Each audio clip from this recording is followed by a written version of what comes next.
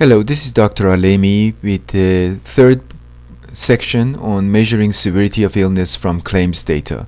This section will focus on calculating severity of a case. As before, these procedures are protected by patents that George Mason University holds. Our first step is to select the validation cases for further analysis. To do so, we create a query and design it in query design, and we want my data and we want a training set. We want to make sure that all of the variables in the my data are copied in, including at least 10 of the diagnoses, and we want to also include the hospital and record number from the record number and the hospital number from the training set. It's important to connect these to make sure that there is that we include all the cases from my data, but not all the cases from the training set. So we want a joint property, property in which all records from my data are included, but only the records in the training set where the joint fields are equal. And you see that creates an arrow. Now we can say that the record number in the training set must be null. So that means that there should really be no value for it.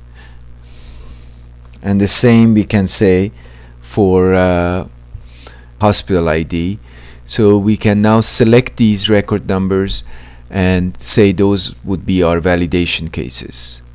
We want to make sure that the query design, query type is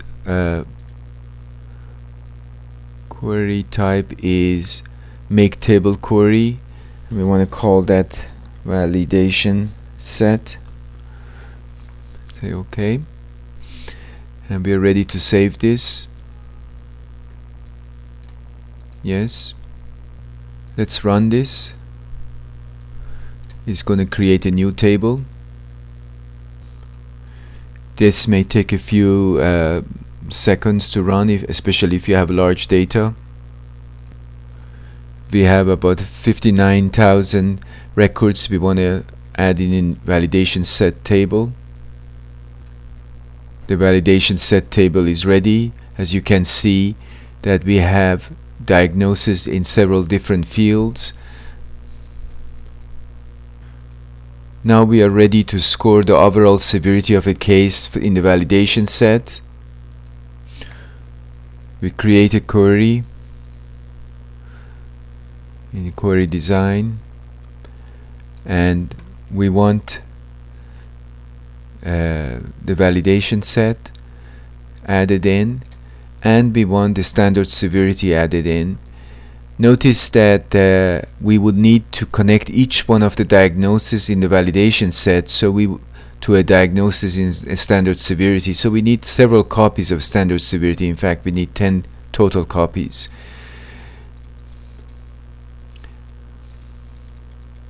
Notice that as we have added new version of standard severity, it has added a version number. So version 1, version 2, version 3, and version 4, and so on to version 9, because the first one is not versioned, not numbered. Joining these fields is quite interesting. So each diagnosis has to have a score. So the diagnosis 1 is going to be joined to diagnosis 1. But I'm going to say that the joint properties include all records from validation set and only records from standard severity where the joint fields are equal. And we also want to connect to the DIED, and the same holds for the DIED join.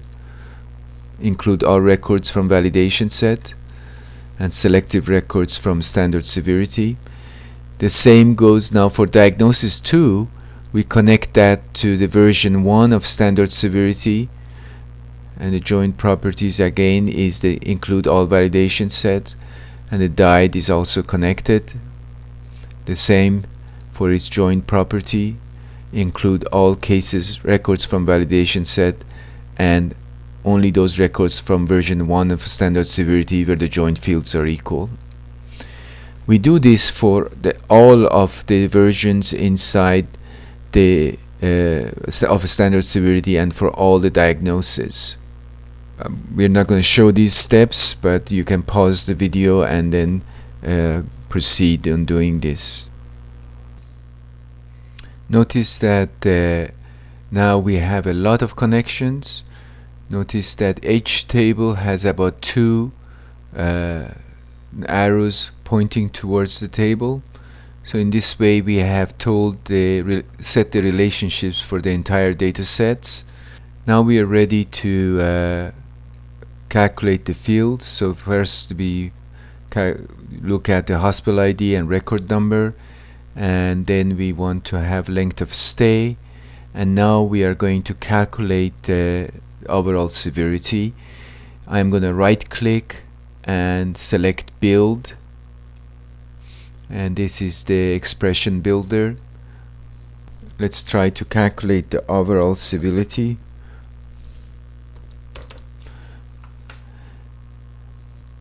This shows the formula we want to create. Overall severity is equal to 1 times the product of 1 minus each individual severity multiplied together. 1 minus, and then we're going to do an if statement, open parentheses. We're going to look at the value for standard severity. If that value is null, we're going to use 1. Otherwise, we're going to use 1 minus the standard severity value.